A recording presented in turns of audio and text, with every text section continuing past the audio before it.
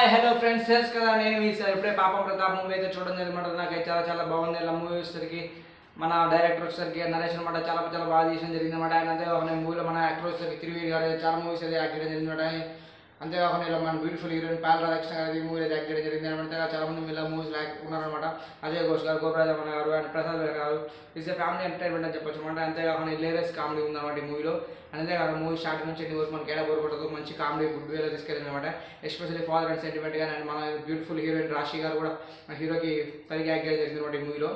పర్లేదు, మూవీ చూడొచ్చు, బాగుంది. కొత్తగా క్రిస్ ప్రెజెన్స్ అయితే బాగానే ఉంది, చూడొచ్చు. అండ్ అంతేకాకుండా పాయల్ రాధాకృష్ణ గారు అండ్ తిరువీర మధ్య మంచిగా ఉందన్నమాట. ఇద్దరి మధ్య కెమిస్ట్రీ బాగానే వర్కౌట్ అయింది. మూవీ అయితే చాలా బాగుంటుంది. అండ్ స్టార్ట్ నుంచి ఎండింగ్ వరకు మనకి ఏడా బోర్ కొట్టదు, కొత్త పాయింట్ని కొత్త సబ్జెక్ట్ అనేది మూవీలో తీసుకురావడం జరిగింది అనమాట. మనకు బాగుంది మూవీ. అండ్ తిరువీరి గారి యాక్టింగ్ నెక్స్ట్ లెవెల్ అని చెప్పొచ్చు అనమాట. అండ్ మన రాధాకృష్ణ గారు అవగాహన యాక్టింగ్, హీరోయిన్ యాక్టింగ్ అయితే నెక్స్ట్ లెవెల్ అని చెప్పొచ్చు అనమాట.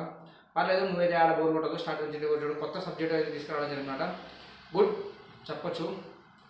ఇంటర్వెల్ బాగుంది అనేది, క్లైమాక్స్ అయితే నెక్స్ట్ లెవెల్ చెప్పొచ్చు అనమాట. బాగుంది, మంచి ఫ్యామిలీ ఎమోషన్తో కూడిన ఒక మంచి మూవీ అని చెప్పొచ్చు అనమాట. ఫాదర్ అండ్ సన్ ఎమోషన్ అయితే నెక్స్ట్ లెవెల్ వర్క్ అని చెప్పొచ్చు అనమాట.